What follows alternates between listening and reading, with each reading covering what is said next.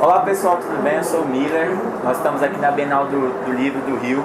É o Dia Nerd. Por que é o Dia Nerd hoje? Porque tem eu com o pessoal do Matando Robôs Gigantes, tem o André Bianco, tem o Eduardo Spor, tem o Rafael Dracon, tem a Carolina Munhoz. Só faltou quem? Quem é o mais nerd? Steve Jobs, só faltou Steve Jobs.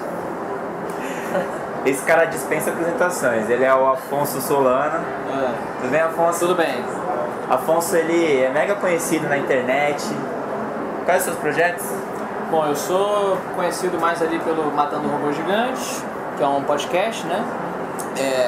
Eu participo muito do Cinema com Rapadura, sou lá do Jovem Nerd também, o Matando Robôs Gigantes faz parte do Jovem Nerd. E que mais? Escrevo pra Globo, lá pro Tech Tudo, uma coluna de videogames, e tô lançando o Espadachim de Carvão agora. Aliás, o Espadachim de Carvão já está disponível no IBA. Olha só que Bonito, bonitinho. muito faceiro. Pode baixar lá no www.iba.com.br. Isso. Não perca que esse livro é sensacional. O Espadachim de Carvão é sua primeira obra, né? Sim, literária, sim. Eu já escrevia pra Globo, Sim. mas só livro, sim. Fala um pouco pessoal do que se trata esse livro. O Espadachim de Carvão conta a história de um semideus, digamos. Ele chama Adapak e ele é filho de um dos 4 deuses de Kurgala, que é o mundo do livro. E esses 4 deuses, eles se recolheram, eles criaram a vida em Kurgala, se recolheram cada um a uma ilha, num lugar distante desse mundo, e não mostraram mais a cara. Aí o Adapak, ele nasce, e um desses deuses é o pai dele, e fala: olha, você é meu filho, você tem todo o conhecimento que eu puder te passar, dentro da nossa caverna sagrada, mas você não pode sair nunca, não pode sair daqui. E ele aceita isso, cresce, até que um dia há uma reviravolta que ele é obrigado a deixar essa caverna, deixar a ilha em que ele morava e se deparar com um mundo que ele só conhecia através das histórias dos livros que ele lia na caverna dele, das enciclopédias.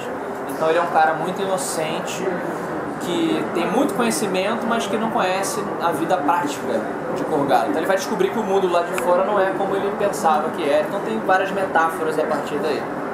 Pô, esse personagem ele é muito interessante e ao ler ele parece até uma metáfora sobre as pessoas que se dizem ou que são diferentes. Seria isso ou não? Sim, um pouco. Ele representa algumas coisas, assim, eu acredito. E também vem muito da interpretação do leitor. Às vezes o leitor interpreta algo que eu não necessariamente pensei. Mas eu gosto muito da metáfora do nerd, né, do geek, que é o cara que tem muito conhecimento, às vezes se acha dentro da caverna dele superior a todos, e quando ele se depara com o mundo real, ele quebra a cara, ele vê que as coisas não são tão fáceis como na teoria pareciam. Então tem um pouco disso, tem o amadurecimento do jovem, tem o desprendimento da família. A primeira vez que uma pessoa sai de casa é um choque muito grande, né? É um trauma muito grande. Você tem no livro um trabalho dele com o primeiro amor também, né? Como que o despertar desse sentimento, a separação, como lidar com isso. Então quis fazer a princípio pode parecer que ele é um guerreiro pela capa, mas logo no primeiro capítulo você vê que ele na verdade é uma pessoa muito frágil, muito sensível, né? Que está tentando entender o que ele é, o que mundo é esse. Então é mais ou menos isso. E onde que você buscou inspiração para criar o personagem tão marcante? Eu acho que ele é quase um avatar, né, desse amadurecimento do jovem, sim, que o jovem passa. É um avatar do próprio nerd. Tem um pouquinho da minha experiência assim, eu fui uma criança criada em apartamento no Rio de Janeiro, que a partir do momento que o meu pai passou a trabalhar com fazenda, com gado, lá no Mato Grosso, lá no Pantanal, a gente passou a viajar para o Pantanal com ele, eu e meus 2 irmãos. Então eu fui de uma vida de apartamento para o meio do mato, assim, literalmente. A gente ficava no mato, numa casa realmente isolada, casarão, lampião, banheiro fora de casa. Então eu descobri criaturas novas. O Pantanal era um mundo exótico, né, sob a minha ótica. Então eu peguei um pouquinho desse conceito para aplicar dentro das metáforas que o livro explora. Poxa, que bacana. Agora eu sei que é chato fazer spoiler, mas eu dei uma lida e parece que o nosso espadachim ainda tem muita coisa pra contar. Tem. Assim, o livro, ele não termina com o continua na próxima semana. Eu não queria fazer essa brincadeira, assim. Então, ele tem um desfecho, sim, você vai entender o que você precisa entender, mas é claro que faz parte da brincadeira você deixar pequenas pontas soltas, né? Até agora o livro está indo muito bem nas resenhas e eu não vi ninguém falando, pô, achei que o final ficou faltando, né? Não, eu queria isso, sabe? Não é uma trilogia, é uma série. Então cada história vai se fechar dentro do seu próprio, da sua própria proposta. Então essa é a ideia. Uma coisa que eu achei legal também nele é que a narrativa, ela meio que se quebra com algumas memórias, né? Sim. E algumas coisas que estão acontecendo com ele. Ele está sendo caçado. Isso, na linha temporal do presente que está sendo caçado. E confuso e perdido o que está acontecendo. Porque eu sou um semideus, isso não era para estar acontecendo. O que é isso? E na segunda linha temporal, ele fica alternando os capítulos, você vai acompanhando a infância do Adapak, a adolescência, como que o caráter dele se formou. E nessas duas linhas temporais ele está conhecendo o mundo e você está conhecendo o mundo através dos olhos dele, que foi uma ferramenta que eu usei, que como o mundo é novo, não é um mundo de elfos e dragões, eu pensei imediatamente isso. Como é que eu vou apresentar isso para uma pessoa que não tem referência? Colocando o leitor no mesmo patamar do protagonista. O leitor e o protagonista estão juntos descobrindo Kurgala em ambas as linhas temporais. E também para quebrar um pouco a ação da linha presente com o passado, que são lembranças e tal. Uma coisa que a gente nota aqui na Bienal é que tanto você quanto o Dracon, o Spor, a Carolina Munhoz, vocês têm uma legião de fãs, de seguidores, tem até alguns aqui atrás agora, só esperando você sair ali. É muito legal. E eu queria que você... isso prova que o Brasil também sabe escrever histórias fantasiosas muito bem, no melhor estilo Tolkien e Lewis. Sim. E que são uma das suas referências, certo? Com certeza. C.S. Lewis, o Tolkien, o E. Howard, o Stephen King também, que eu adoro o horror, adoro o Lovecraft. Então tem uma gama aí e tal. Mas sim, cara, é engraçado. Eu tava outro dia conversando com o André Bianco e eu brinquei com ele falando, pô André, quando eu era muito jovem, eu entrei na livraria, vi um livro fantástico, né, que você tinha escrito. Ele é um pioneiro nesse sentido também, né? E eu exerci o meu preconceito da época, né? Adolescente, ignorante a respeito disso. Falei, um livro de fantasia escrito por um brasileiro, isso não é bom, não é bom, né? E aí, alguns anos depois, quando você adquire conhecimento, você, meu Deus, né? Eu fui um idiota, isso é uma besteira, né?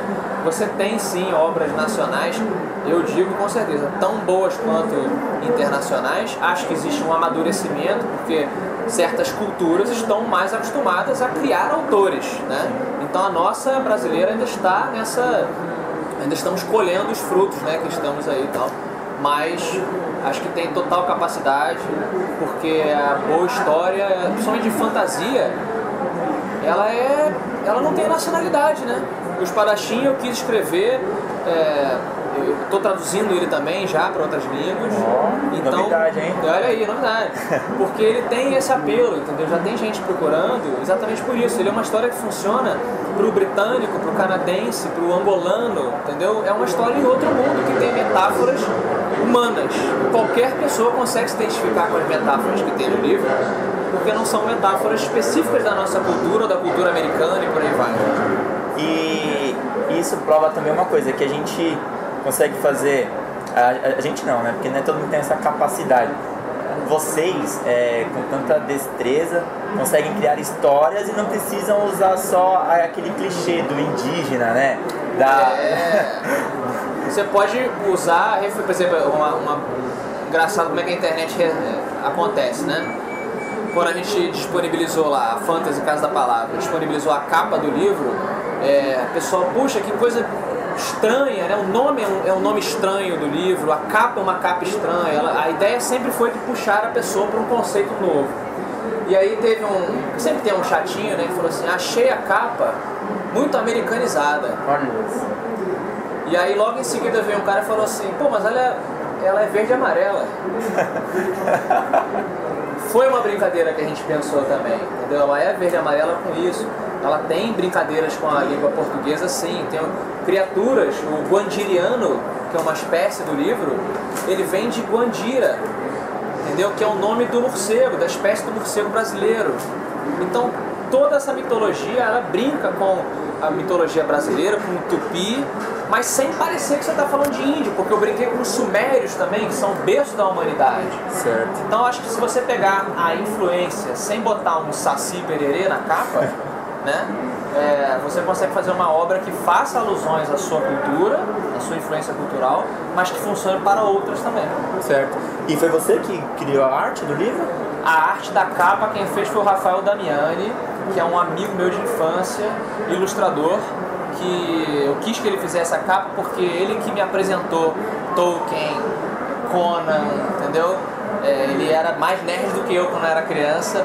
Nós crescemos juntos, brincamos de comandos em ação juntos, então quis que ele estivesse comigo nessa empreitada, digamos. Jogamos muito RPG e as ilustrações de dentro do livro, cada capítulo tem uma ilustraçãozinha, que também é uma homenagem aos livros de aventura fantástica que eu lia quando criança, são feitas por mim. Então tem essa coisa aí. O livro, ele inicialmente, ele tinha um projeto um pouco diferente, não? Certo. Você pode contar pra gente? O livro ele começou não como livro, mas como uma história em quadrinhos que eu fazia no colégio, assim que eu mostrava para os meus amigos. Assim que eu saí do colégio, eu e um grupo desses meus amigos, criamos um site onde a pessoa lia a história, que era uma história muito mais Senhor dos Anéis. Eu era bem novo, né? Então as minhas referências eram diretamente essas. Então tinha dragões, elfos e tal. Isso há quantos anos? Desculpa. Isso em 2001, mais ou menos. 2001, 2000. Pioneiro. Foi muito legal. Foi na época que o Flash, as animações em Flash estavam pegando fogo. Mundo Canibal, Combo Rangers tá voltando agora. Sim, tá. Demais. E tava todo mundo mexendo com o Flash. Então a gente mexeu, a pessoa lia a história e escolhia o caminho que o personagem ia seguir, qual arma que ele ia usar, quase um videogame. A gente vendeu para um Omelete. O Omelete se amarrou na ideia, ficamos lá um ano. Só que como a gente era muito novo, a minha equipe foi desmanchando. Um precisava estudar, o outro tinha compromissos e tal. E eu acabei ficando sozinho nessa. E eu falei, bom, então eu vou evoluir a história e vou transformar em algo que eu possa prosseguir sozinho, né, sem depender de outros. E aí nesses 10, basicamente 10 anos aí, desse intervalo, um pouquinho mais, eu resolvi mudar a história de algo muito influenciado por Senhor dos Anéis e Conan para algo meu. Então eu fui na cultura suméria e etc. e fui bolando uma estrutura original da série de livros do Espadachim de Carvão. Pô, que legal. E como que rolou o convite para a editora Fantasy? A Fantasy ficou sabendo, o Rafael Dracon me ligou, ele já conhecia o meu trabalho no Matando Robôs Gigantes e já sabia das minhas colunas, já tinha lido as minhas colunas lá no Tech Tudo, lá da Globo. Porque nas minhas colunas eu fazia uma brincadeira, em vez de eu só falar sobre o videogame, minhas colunas são no videogame, eu narrava como se eu fosse o personagem, entendeu? Quase como um fanfiction, o pessoal chama. Sim, sim. Então eu narrava o cara correndo e fugindo e atirando e descobrindo, então ficava uma coisa muito aventuresca, bem narrativa mesmo. Ele leu e o Dracon tem lá os insights dele, me ligou e falou, cara, eu sinto que você tem um projeto engavetado, né? Não sei de onde veio aí o insight. Eu tô certo? Então eu falei, cara, eu tenho um projeto engavetado que já tinha tido interesse de outra editora e aí eu falei, bom, deixa eu ver sua proposta. A proposta dele foi super de acordo com o que eu queria e tá aí.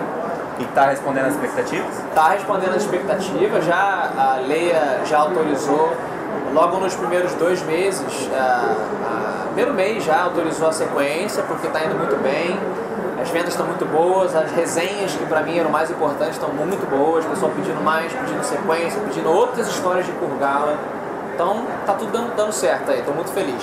O lançamento oficial foi quando? Lançou no final de março, foi mais ou menos isso, final de março. Aí viajei para Curitiba, São Paulo, Belo Horizonte, Fortaleza, vou para Salvador. Muito legal, cara, o tour. Muito bacana.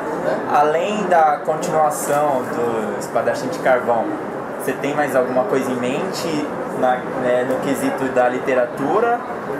Ou não? Eu tenho um rascunho. Minha base é muito terror, por causa do Stephen King, muito ficção científica e fantasia. Então eu vou tentar fazer os dois que faltam. Vou querer fazer uma história de terror, que eu tenho já planejado há um tempo, e uma história de ficção científica também, hi-fi lá, digamos. Pô, a gente vai aguardar então. Tá bom, legal. E pra finalizar, você quer mandar algum recado para seus seguidores? Cara, quero só agradecer, assim, porque eu vejo muita gente nos eventos, às vezes falando, pô, você tá cansado, e a mão, tá com cãibra, né? Mas não tem, eu não entendo assim, às vezes eu fico ouvindo alguma história de algum autor que reclama, vai no evento e fica pouco tempo. Eu acho que isso é um pouco injusto, sabe? A não ser que você tenha idade, claro, né? Mas se você é jovem, cara, acho que é a sua obrigação encontrar sim com o leitor, conversar com ele, ouvir o que. Eu sempre pergunto, o que você gostaria de saber da sequência? O que você está esperando na sequência do livro? Poxa, que legal. Eu acho isso imprescindível, algo que a gente não tinha anos atrás. Esse contato, o autor, isso é uma política da fantasy. Tirar o autor da caverna, entendeu? É, que a gente estava comentando lá na outra... Aquela coisa do autor intocável. O próprio George Martin, do Guerra dos Tronos, o que o marketing está fazendo com ele? Tiraram ele daquele barbudo esquisito da cabana escrevendo e botaram ele para ir em Comic Con, em feiras, entendeu? Você tem que mostrar que a pessoa que está escrevendo tem um interesse no leitor também. Não é só compra o meu livro porque eu sou uma pessoa incrível, não. Eu tenho uma história para compartilhar, então você também pode compartilhar a sua experiência com o livro. Então eu só tenho a agradecer. Pô, legal. Onde que a gente pode encontrar você nas redes sociais, nos sites? Onde que a gente pode ler suas colunas? Vamos lá, eu tô toda semana no matandorobôsgigantes.com. Agora nós temos um programa no YouTube também, lá no youtube.com/matandorobôsgigantes. Eu participo do Rapadura Cast, eu participo do Jovem Nerd, e eu escrevo as colunas lá no Tech Tudo. Se você botar lá Tech Tudo, Afonso Solano com 2 Fs, eu tô lá, ou Twitter, @Afonso Solano com 2 Fs, e Facebook também, /Afonso Solano. É isso aí. Obrigado, Afonso. Valeu. Ter vindo até o stand do livro para esse bate-papo. Falou, galera. Até mais.